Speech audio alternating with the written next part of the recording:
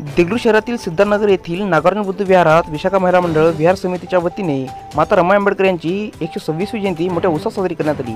यावेळी लहान मुलांनी भाषणे केली। तसेच या रमाई जयंतीनिमित्त डॉक्टर बाबासाहेब आंबेडकर सभागृहात देगलूर शिवसेना शिंदे गटाच्या एससी विभागाने खिचडी वाटप करून जयंती साजरी करण्यात आली। अनेक ठिकाणी माता रमाई आंबेडकरांना अभिवादन करण्यासाठी तिसरं पंच ग्रहण करून यावेळी अभिवादन करण्यात आले। यावेळी मोठ्या संख्येने बौद्ध उपासक उपासिका उपस्थित होते।